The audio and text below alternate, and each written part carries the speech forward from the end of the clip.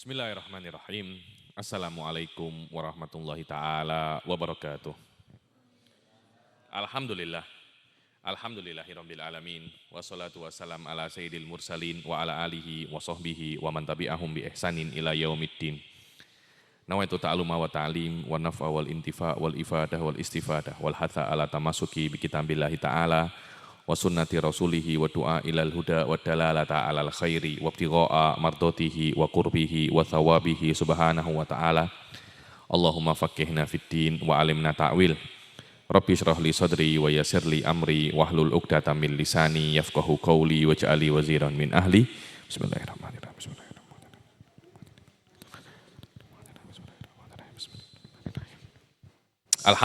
Alhamdulillah kita jumpa lagi di dalam pengajian Kitab Minhajul Abidin ini. Yang lalu kita sudah menjelaskan tentang bagaimana Kitab Minhajul Abidin ini dikarang atau mukaddimahnya. Yang mana beliau itu didatangi oleh beberapa muridnya, beberapa yang mutaroddidin, orang-orang ahbab, shodikin, kepada beliau untuk menjelaskan kepada murid-muridnya itu sebenarnya apa sih penghalang-penghalang, halangan-halangan yang dihadapi oleh seorang salik, seorang yang ingin menempuh jalan tasawuf, yang akan dihadapinya. Kalau saya ingin menempuh jalan tasawuf, halangan-halangan apa saja? Nah, halangan-halangan inilah yang menjadi inspirasi Imam Ghazali untuk mengarang kitab Minhajul Abidin. Insya Allah pada pertemuan kali ini kita akan sedikit, atau Imam Ghazali akan sedikit menjelaskan tentang halangan-halangan ini secara global. Kemudian beliau akan mendetailkan setiap daripada halangan ini di bab-bab secara spesifik.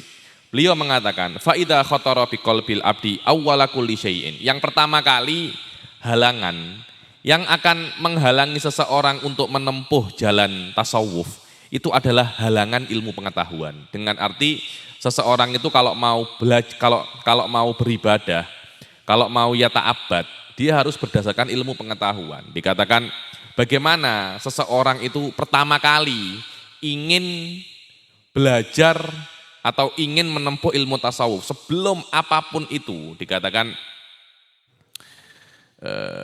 seorang hamba akan terlintas di dalam hatinya itu Anni ajiduni muna'aman biduru bin minan ni'am. Masya Allah, saya ini di dunia ini banyak sekali nikmat-nikmat yang ada padaku. Yo mangan iku sedina ping 5. Yo mangane yo enak-enak, sego terus. Transport ada, mobil ya ada, istri ya ada, anak ya ada, badan sehat. Itu namanya biduru bin minan ni'am.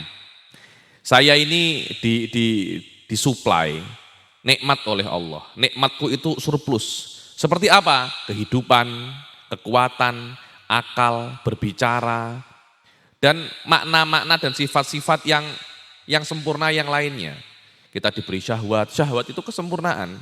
Orang kalau tidak punya syahwat itu sakit, dia mesti ke psikolog.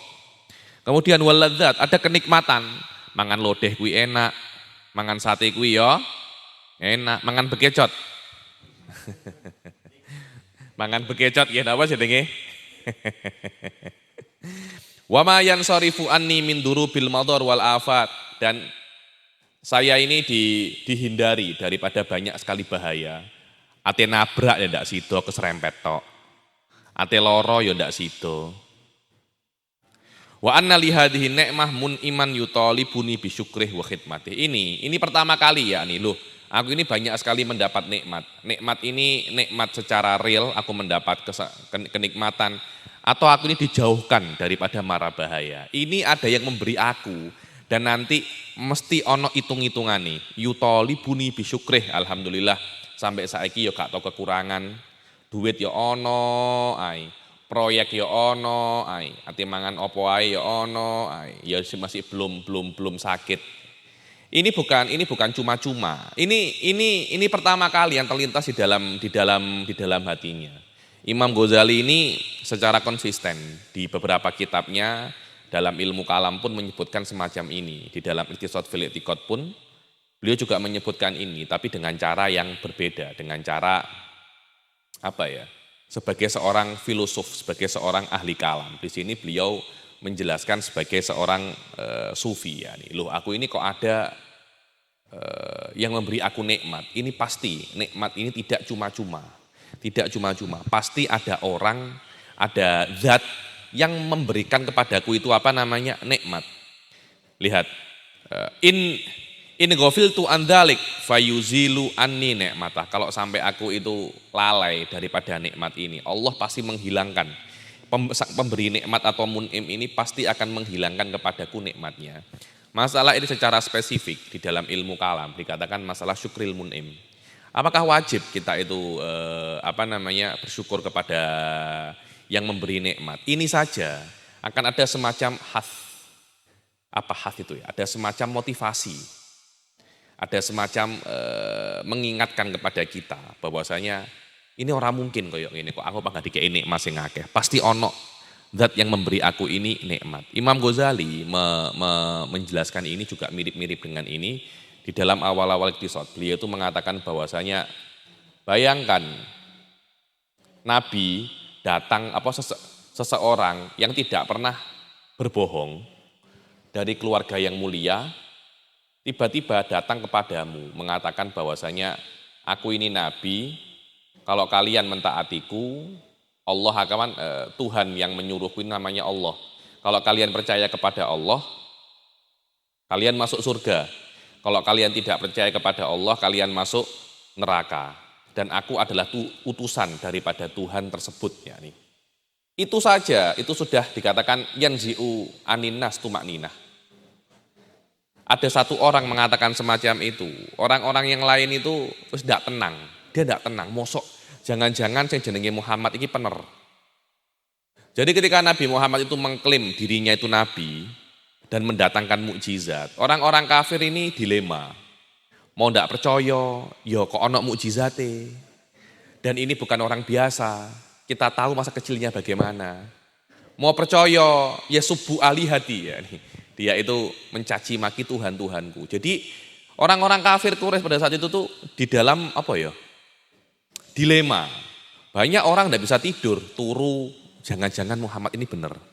Jangan-jangan Muhammad ini benar. Itu terus semacam itu. Dikatakan oleh Imam Ghazali, kasusnya atau keadaan Nabi Muhammad ini pada saat itu tidak kurang daripada seseorang yang mengabarkan kepadamu, orang baik mengabarkan kepadamu, hati-hati. Neng omahmu ada sabuan, ada ulo, ada macan di rumahmu. Siapapun yang masuk rumahmu, dia akan siapapun yang masuk rumahmu, dia akan diterkam. Pada saat itu, ketika Anda itu masuk rumah, yanzi'u angkat tumakninah. Biasanya Anda masuk rumah biasa saja, langsung gebrek, buka pintu. Ketika ada orang mengabarkan kepada Anda semacam itu, Anda itu akan masuk rumah itu dalam keadaan tidak tenang. Sama, ini juga semacam itu. Ketika ada orang memberi Anda itu nikmat yang sangat banyak, dan Anda berpikir pasti ada yang memberi ini nikmat, pasti dia nanti akan memintaku hal yang macam-macam. Itu yang zi'u'an katumakninah. Anda ingin mencari tahu siapa sebenarnya yang menciptakan kesehatan untukku.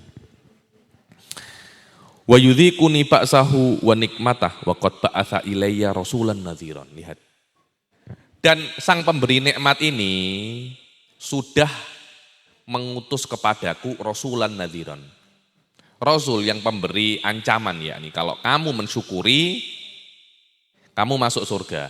Kalau kamu tidak mensyukuri nikmatnya Allah yang memberikan kepadamu, Allah akan mengambilnya dan nanti pada hari kiamat kamu akan mendapatkan apa?